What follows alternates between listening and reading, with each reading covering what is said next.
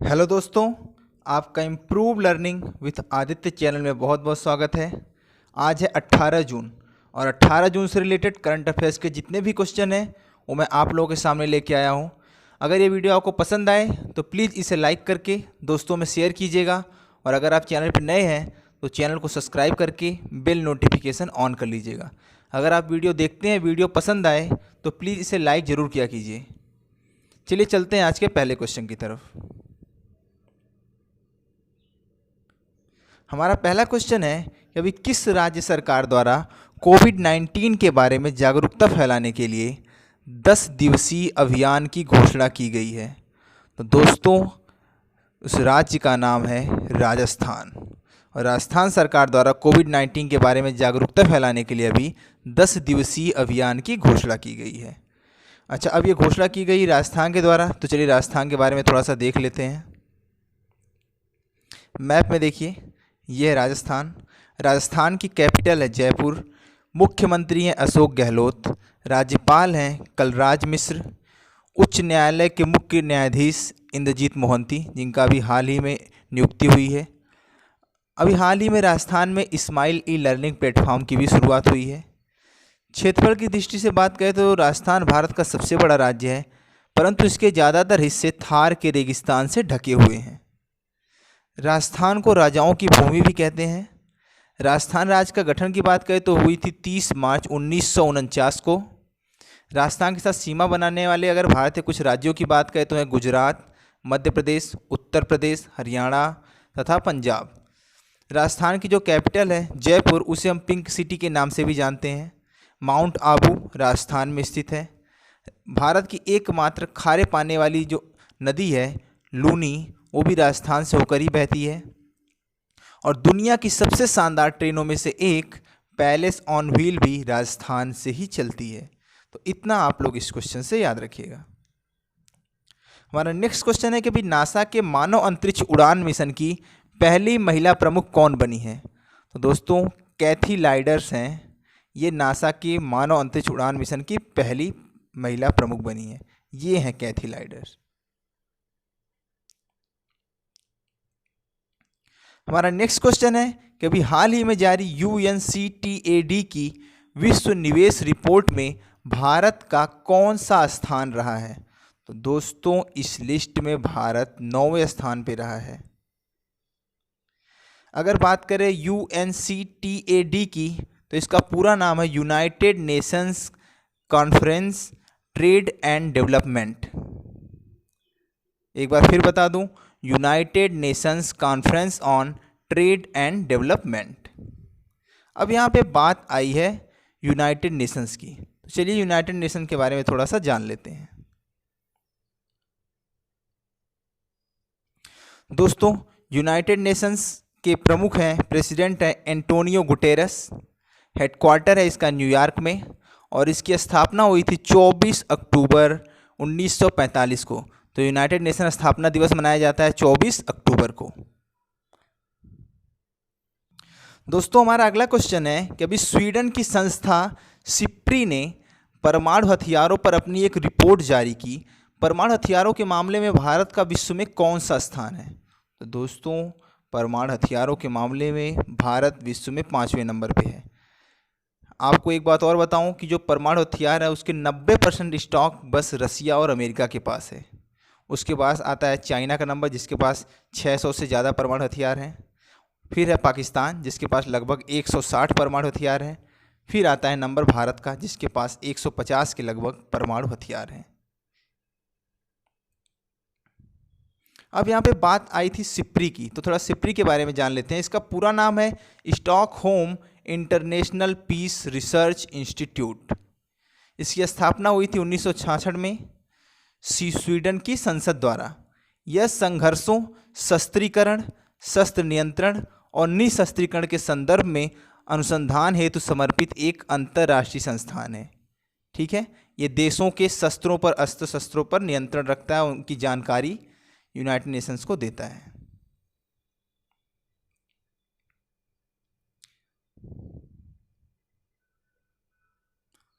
अब बात आई थी यहाँ पे स्वीडन की, तो स्वीडन के बारे में थोड़ा सा जान लेते हैं। स्वीडन की कैपिटल है स्टॉकहोम, सरकार वहाँ पे राजशाही है, तो राजा का नाम है कार्ल 16 गुस्ताफ, प्रधानमंत्री हैं स्टीफन लफवेन और करेंसी है स्वीडिश क्रोना। तो इतना आप लोग इस क्वेश्चन से याद रखिएगा। हमारा नेक्स्ट क्वेश्चन है कि होलसेल प्राइस इंडेक्स के अंतर्गत कुल कितनी वस्तुओं को शामिल किया गया है। तो दोस्तों होलसेल प्राइस इंडेक्स के अंतर्गत कुल 697 वस्तुओं को शामिल किया गया है।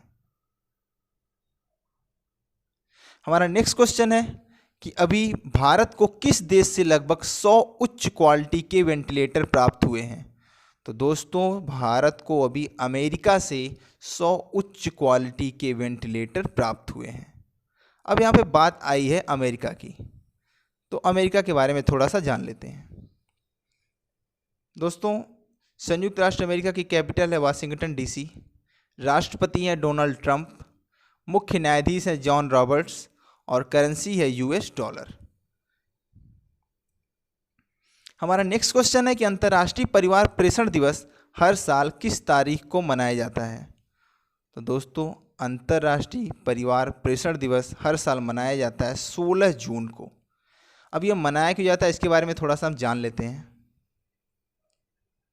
तो दोस्तों अंतर्राष्ट्रीय परिवार प्रेषण दिवस 16 जून को मनाया जाता है और दोस्तों इसे मनाता है संयुक्त राष्ट्र।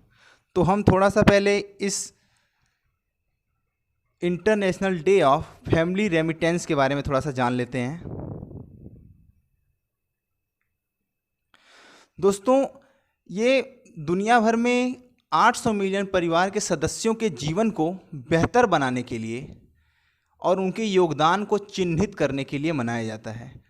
अगर इस बार के international day of family remittance की थीम की बात करें तो वो है building resilience in times of crisis.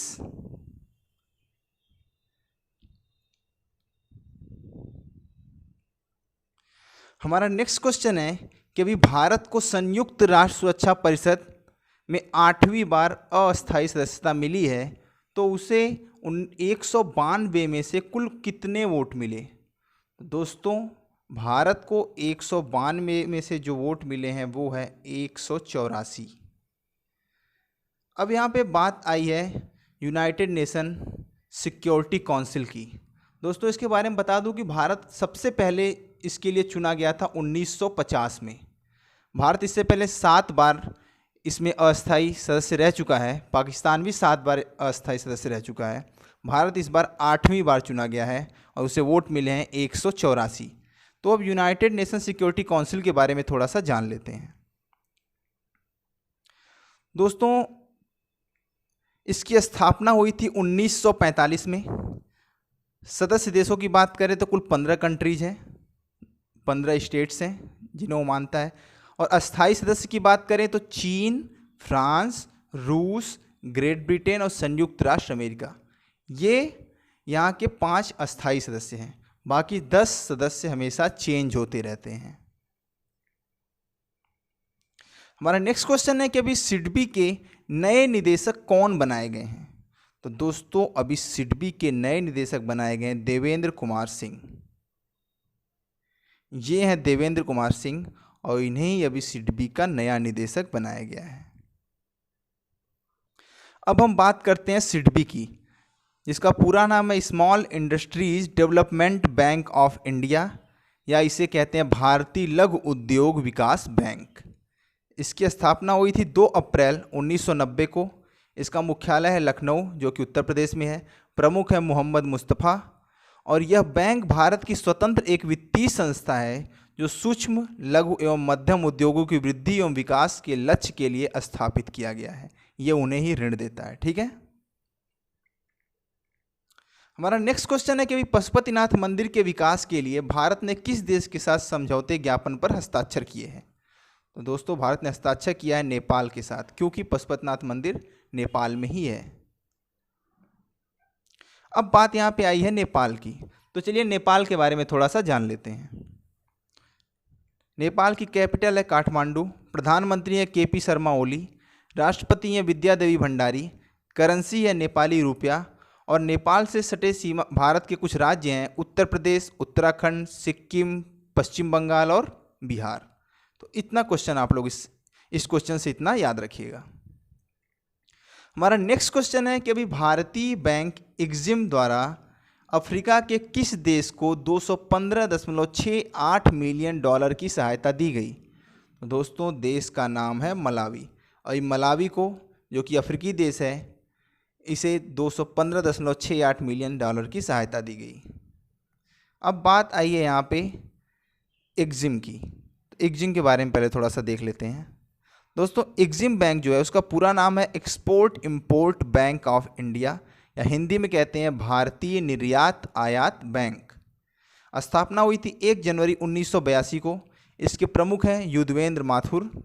इसका उद्देश्य है अंतर्राष्ट्रीय वित्त पोषित विंग के संचालन को संभालने और भारत के विदेशी व्यापार को वित्त पोषित सुविधा और बढ़ावा देना है।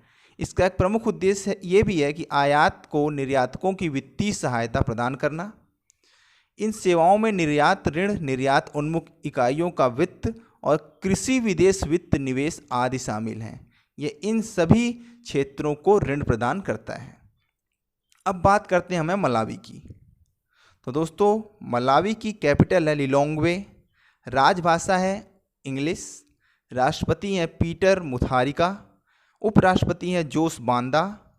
स्वतंत्रता मिली थी इसे यूनाइटेड किंगडम से 6 जुलाई 1964 को, और यहाँ की करेंसी है कांचा। तो इतना आप लोग इस क्वेश्चन से याद रखिएगा।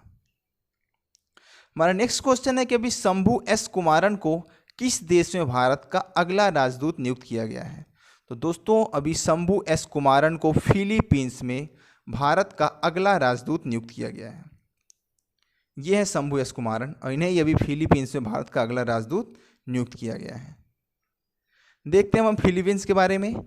तो दोस्तों फिलीपींस को हम फिलीपींस गणराज्य भी बोलते हैं।